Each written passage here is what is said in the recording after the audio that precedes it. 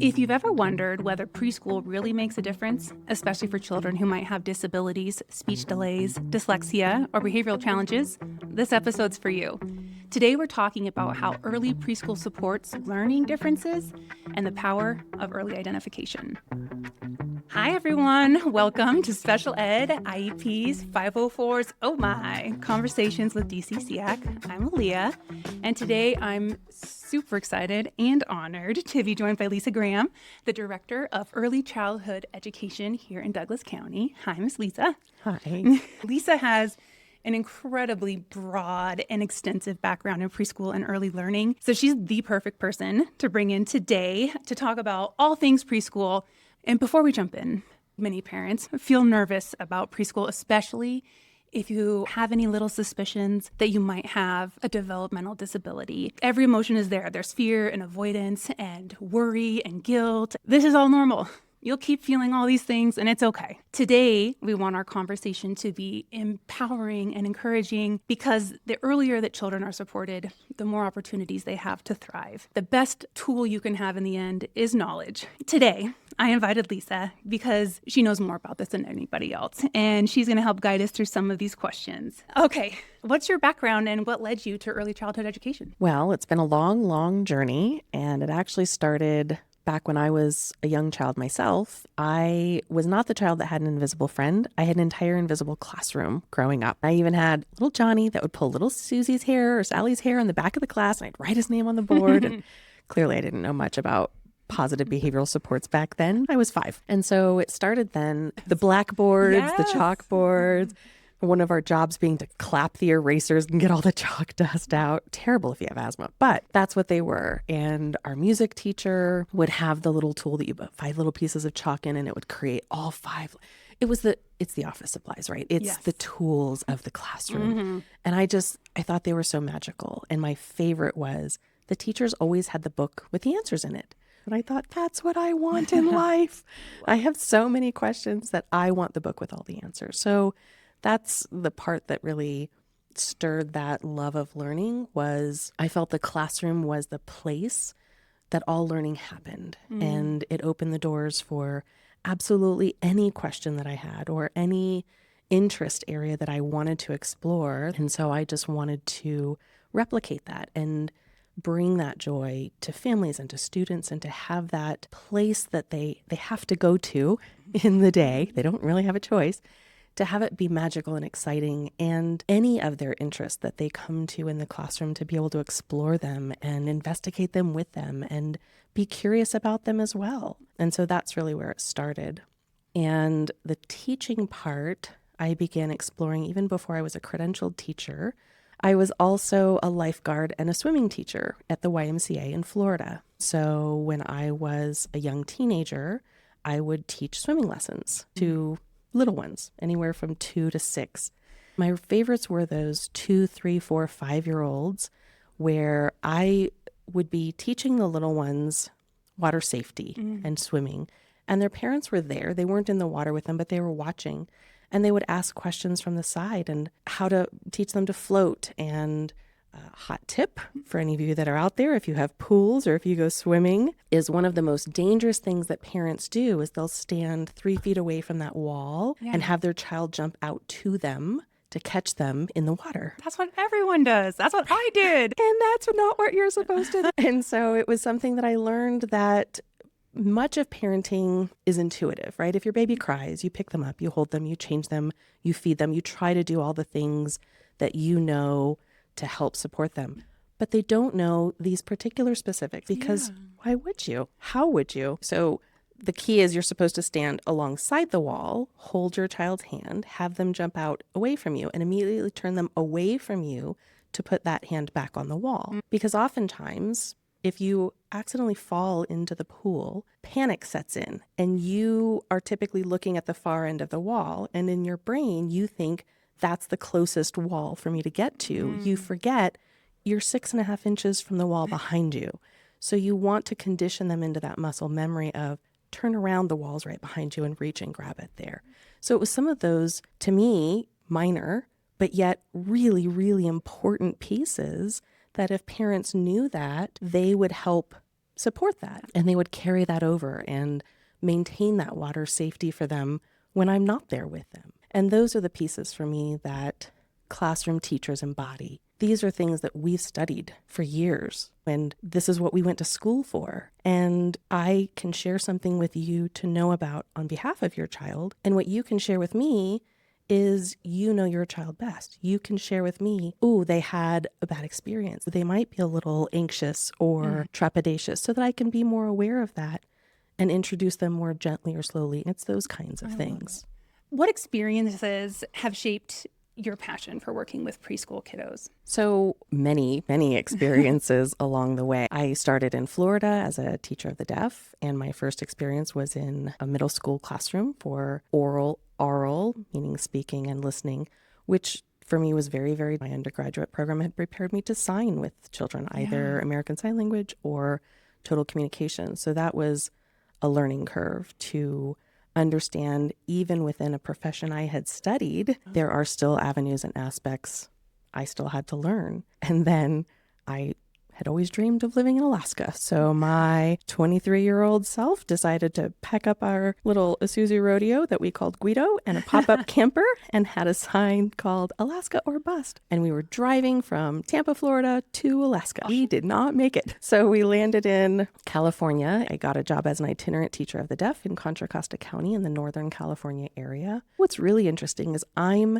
an itinerant support provider, and I'm going into all of these general education classrooms with teachers and advising and guiding and directing and supporting them on what they should do to address and support the needs of the students in their classroom. But I had not ever been that general education classroom teacher myself. And one of them called me on it and she said, well, if that's so easy, you should do it. And I went, okay, maybe I will. So I did. I was hired on as a 5th grade general education teacher. And it's a lot. But I got to experience all the things that come at those general education teachers with having a variety of different students. So it was a really great opportunity to experience that firsthand. And I appreciated, having that teacher sort of call me out and say, try it and recognize it's an amazing experience, but it is overwhelming and it is hard and it is a lot. And props to you, by the way, for going in and doing it and being like, I'll give that a try.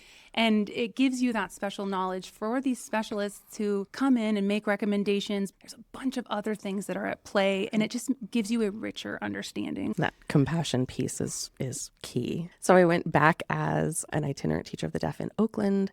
We had a teacher who went on maternity leave. And so I opted to go into take over for her preschool position in the deaf, hard of hearing preschool classroom. And so that appreciation for that early childhood and that preschool world solidified. On that note, can you tell me what the mission and philosophy is behind DCSD's early childhood education program?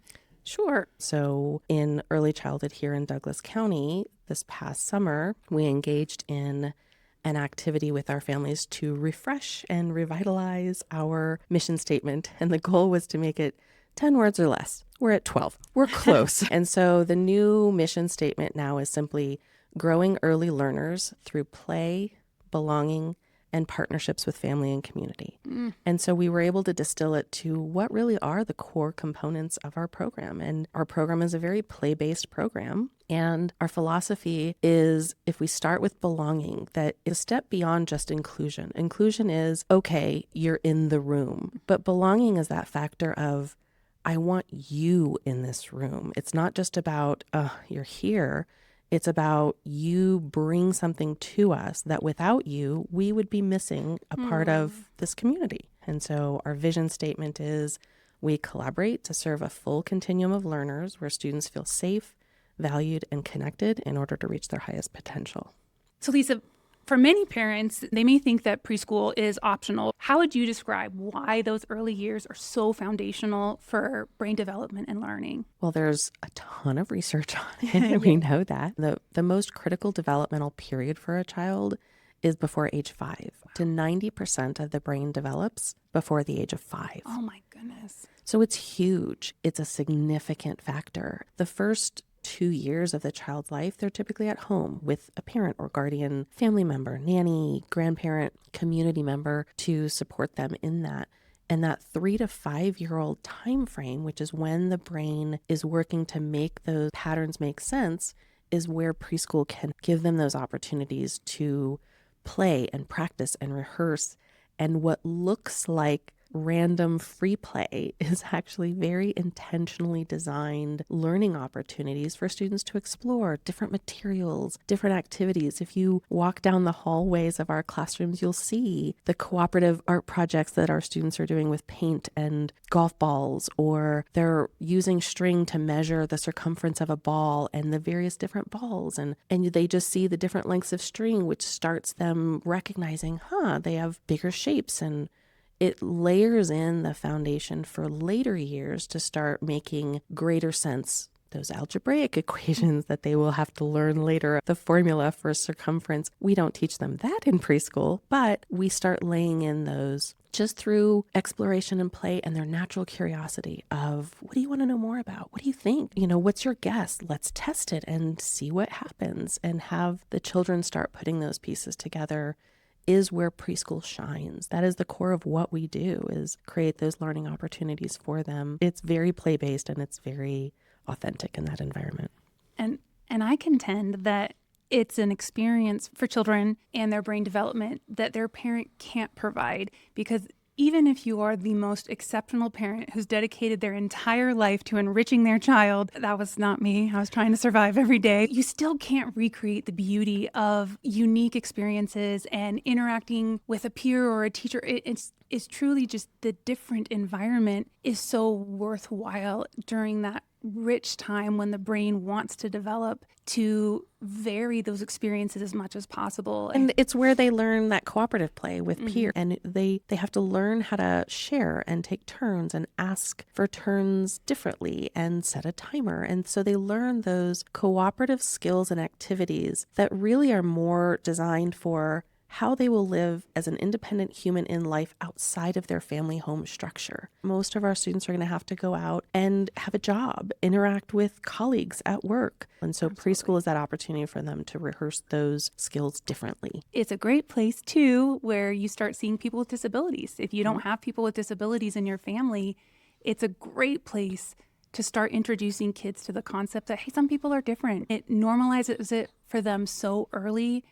And I love that all of our special education support for our preschool students happens with all their general education peers. There are those pieces of, again, that inclusive environment. The research will show it benefits not only those students with disabilities, but it also benefits that general education student. We find in our preschool classrooms, those neurotypical peers absolutely recognize the differences, and they figure out ways and learn to accommodate on behalf of their peers with disabilities, where we don't have to explicitly teach them that. Some of those pieces where they see the differences, but they don't see them as differences. They just see them as, okay, that's my friend. And if I want to play with the friend, I have to ask them in this particular way. I think the adults perceive it as a challenge much more than our students do. Our children who are 3 or 4, if it's in their environment and this is just what it is and it's considered normal, then okay, it's normal. They don't think anything of it, which is beautiful.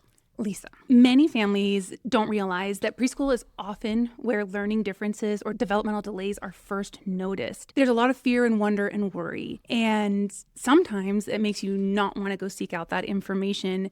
But I want families to know that preschool is this amazing resource when it comes to early identification.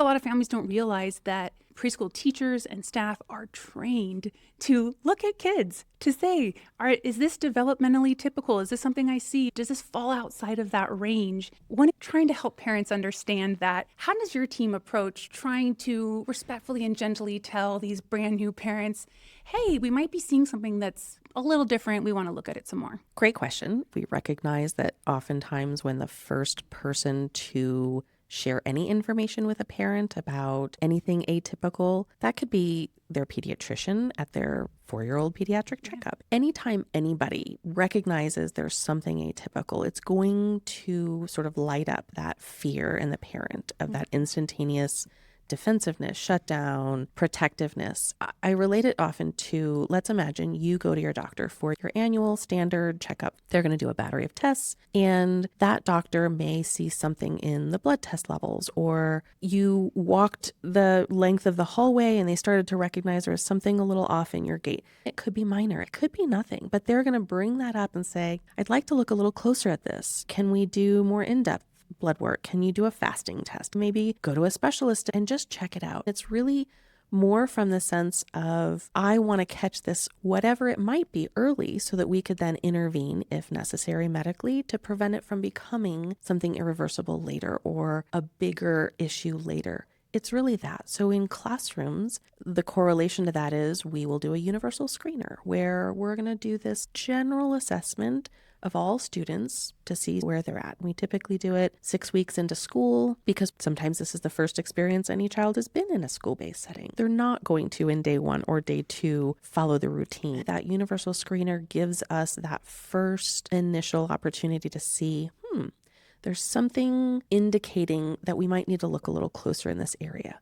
And it's not something to be scared of. I understand, though, just like the medical, right? When a doctor calls you and says, I want to do more tests, that instant, oh my gosh, what's this going to mean? And you start immediately thinking it's, I don't know, malaria. Yeah. It's something awful. It is not necessarily something awful. It's just an area that we want to look closer at it. What I would want is for parents to see it as that, just to recognize, just like your annual physical checkup, I want to do this universal screener. There might be an area we want to investigate a little bit more. And even if we go a little farther and get to the point where we're making a recommendation for a full ChildFind evaluation to look much deeper and much more comprehensively in these areas, that a parent, has to consent every step along the way. So it's not anything that you're not going to be aware of or a part of. And even at the end of that, we're going to bring you and share with you all of that information and what our findings were. And even then, at that point, parents still have the right to say, thanks so much. I don't want any part of going any further. Some families take that information and have medical diagnosis or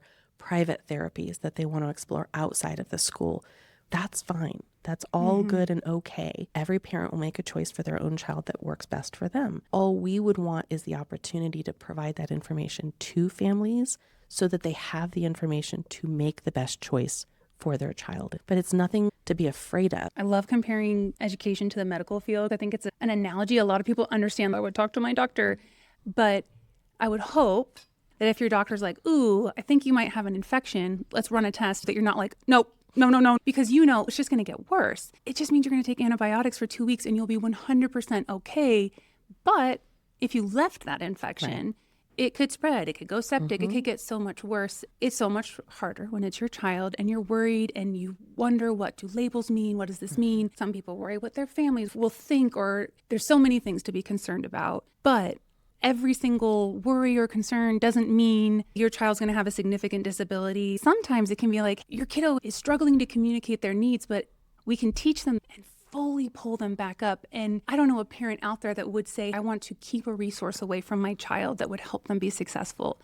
And I try to help parents understand that even though special education can have this label, really what it is it's support services. Special education, it comes with a lot of emotional baggage, but knowledge is power. Just knowing is so powerful. Even when it's hard or you're worried about it, it's worth getting that knowledge, and your preschool team can help you. And I think if you knew that your child had a mild vision impairment, would you not want them to have glasses? The same with hearing impairment. Would you want to pursue amplification so that they could hear better? It's similar for communication or dyslexia or autism. There's a variety of strategies and skills and supports that we can make available that sometimes can fully remediate and other times become just a lifelong accommodation that they recognize. Oh, this is what I need in order to learn. Then this is what I need in order to learn. I know that there can be a bunch of answers, but as someone who sees children all day long, I am sure you have a couple of flags or things where you're like, oh, I'm noticing X. One that jumps to mind is walking on tiptoes or W sitting or lack of eye contact would probably be the most quintessential. What are some things that you noticed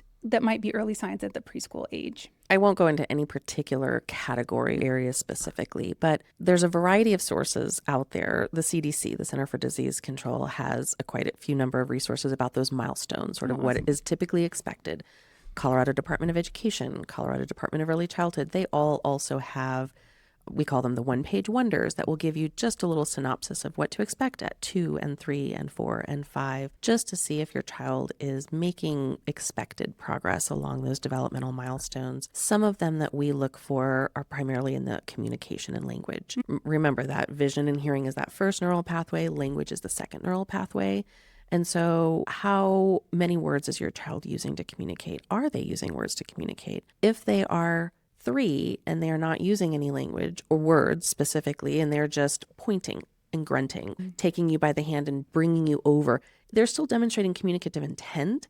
But if they're not using words for that, that would be one of those hallmark flags where we'd start to question and wonder, why not? Babbling is a very early sign. So if they're not using those words or that articulation piece, 3-year-olds notoriously a little bit challenging to understand. Families, we call it a known listener, will often know what they mean by context or they figure it out. But if it's so challenging and frustrating to your child that they can't use their words to communicate with you, and that makes them mad, makes them cry, any of those things where it starts impacting your child's emotional well-being, that level of frustration of communication is a flag to investigate and want to know more. Social interactions. It's very typical in the development of play. Children will typically play alone first. Even if they are sitting next to a peer, we call it parallel play, they'll be doing their own things with their own toys, but they're near each other. They're just not necessarily engaging or interacting. That's fine. But if we start to see that when they're 4, when they're 5, we start questioning that, because again, typically children who are 2 and 3 and 4, when they see another same age child, they want to engage and interact with them. They want to seek those opportunities. So if you have a child who does not want that level of social interaction or actively avoids it, that would be a sign of, let's investigate that further. Let's get to know more. That emotional behavioral regulation we'll see often online of the parent saying, my child was crying because they wanted the green cup, so I gave them the green cup, and now they cried because I gave them the green cup. So there are some pieces of, I think it's the absurd reasons why my child is crying today. That is very typical because, again, very big emotions. They've been on this earth for 1,000 days. And everything is really big. They have all the emotions of an adult in a tiny little body that they don't understand what to do with them. But if we start to see those emotional responses sort of outweigh the circumstance and be much, much bigger than what we think should be expected for the fact that I asked you to put your shoes just on the other foot. When we see those sort of explosive reactions or responses that are atypical, that's when we'd start to wonder and question. The sensory pieces. Sometimes the atypical can go either direction. Either they will avoid anything, the slime, the sticky, the Play-Dohs, the glues. I don't want anything touching me. I don't want paint on me. And they're very particular in I don't want. And to the other extreme, there's kids who will crave that I'm going to go run myself into the wall because I'm seeking that deep pressure. We had a little one, again in Berkeley, where he would go out on the really sharp rocks outside at home, not at school. He would take off his clothes and roll around on those rocks because he desperately sought that level of sensory input. Those pieces are indicators of either sensory seeking or sensory avoiding that are beyond a typical expectation. So those are some of those hallmark pieces. If they're constantly needing to spin, to move, to tap, to dance, to do all those things, their body regulates at a higher level than typical. Those are some of those pieces that we look at. The motor milestones, if you have a little one who will still, it's called reciprocal gait. Typically you go left foot, right foot, up or downstairs.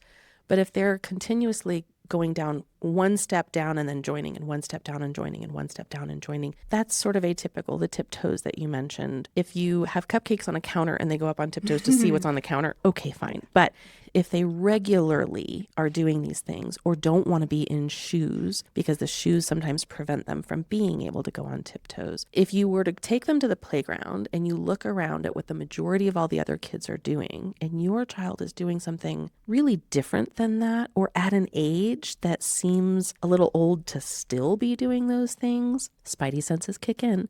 But there's also, again, from the CDC or CDE, these charts that will show you what some of those little milestones are to look out for. And they would be the indicators that you could start to question and wonder, is there something more there that I should look into? Sometimes parents have said they've gone to their pediatrician. The pediatrician goes, no, it's fine. But then they go to a childcare center, or they go to a preschool, and they go, that's a little odd. That medical provider, again, their level of developmental expectation is much broader. Whereas in the preschool, we have a much narrower band of developmental expectations that we can start to see some of those factors that fall a little bit outside of that one side or the other. And that's the piece to recognize. Sometimes the behavioral regulation pieces aren't just the explosive outbursts. Those are the easy ones to see. But you also want to look at when your child doesn't want to engage with you. They would rather sit with their trains or their dinosaurs rather than watch a movie with you or play a game with you. Anything that falls outside of those developmental expectations are something that parents should go, maybe I should get a little bit more information about this. I feel like you are literally looking back in time. I vividly remember printing out these guidelines and going to his pediatrician and saying, hey, he's not meeting this, he's not doing this, and then mentioning these explosive reactions. And the whole second sibling, he's the younger one, and his older sister's so advanced, and all these phrases that I had heard time and time again. And it's just, second child, this is what happens, get used to it, buckle up. But it doesn't always have to look like an explosion. And in fact, explosions are actually more common than the opposite. I think it's going to be really helpful for a lot of parents to listen to this section. If when you were listening to that list, your heart sank a little bit. I'm actually sitting in the building where my daughter had her ChildFind appointment. And I remember having worries and concerns, and kind of like Courtney was talking about, making all the excuses. She's the third child. You make those excuses because you don't want to overreact. And she's my third kid. I'm like, whatever, I'm not like this paranoid mom. It's going to be fine. But there's still that inkling, that spidey sense, that worry. And I remember sitting for the assessment, and sort of like when you went through that list right there, I was like, Check. Yep, every single one Double of them. check. And like, my heart would sink more and more. And then I remember crying and feeling overwhelmed and this reality hitting me. But it was after that I finally started doing something productive. Like, it was the fear and the worry and the suspicion was so much worse than when I finally was like, okay, this is a reality. And I think the word disability is sometimes so hard because it makes it sound like your child is tainted and broken. That is not true. All it means is that we have identified a difference. We want to support that difference. And at preschool, we don't know. I don't know how that's going to play out, what that's going to mean in the future. But if your heart sank when you heard some of those, It's okay. It's okay. And it's not the end of the world. I promise you, on the other side of getting that assessment comes the information and the resources and all the things that empower you, that make you feel like, okay, I can address this. But the probably 6 months that we spent wondering and worrying, just torture. One of my favorite books is The Monster at the End of the Book, right? Where Grover, don't turn that page. And he's putting up, brick walls and nailing up 2x4s. Don't turn the page. There's a monster at the end of the book. And when you get to the end of the book, he's like, oh, wait, it's just me. And I'm lovable. And I'm okay. And there's truth to that.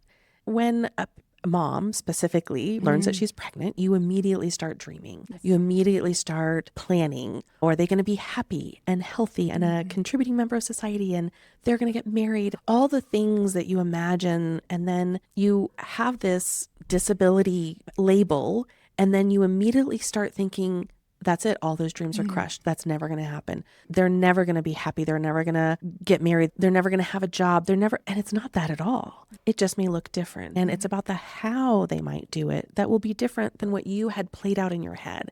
There's a poem called Welcome to Holland. You have this plan. I'm going to go to Italy, and you have these dreams, and you're going to have coffee on the terrazza. And then your pilot goes, and we're now landing in Holland. And you go, wait, Holland? And you're initially disappointed. And what I want families to know and to feel and to hear and to recognize is that's okay. That is expected. That is a typical response. You are not a bad person because you felt disappointed and disheartened and a little sad. That grief is real, and it takes a little while.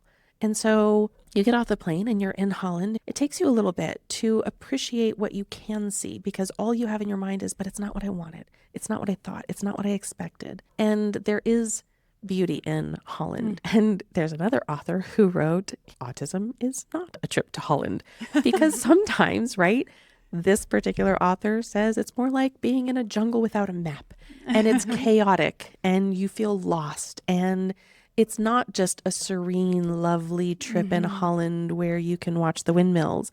And so every experience is so different. There's nothing wrong with that initial grief sentiment. Every parent's journey is different. Sometimes that recognition happens immediately. Sometimes it takes weeks, months, years even, to get to that place of being able to understand enough about that individual human to celebrate what their bright spots are. They're not what you expected them to be, but when you do see them in them, for them, you go, oh, there it is. I love to tell other autism moms and dads that just like every child's journey looks different, every parent's journey looks different.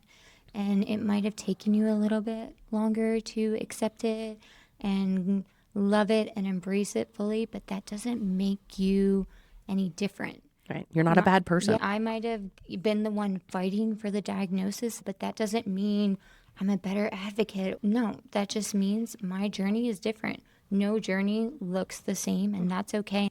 Okay. Hi, families. This is Aleia. I'm jumping in long after our recording session while I'm editing this together.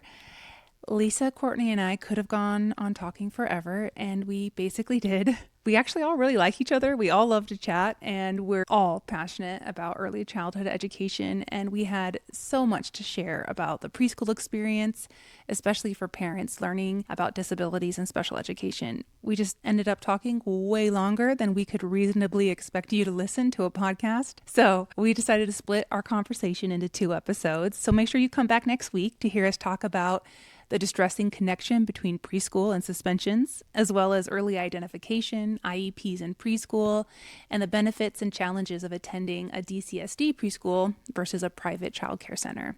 You can check our show notes for the links we talked about in the show, specifically DCSD's early childhood education page, the ChildFind page, as well as the CDC's page for common milestones during childhood. So until next time, we're here to help you navigate special education together, just one conversation at a time. We'll catch you on the next one. Bye.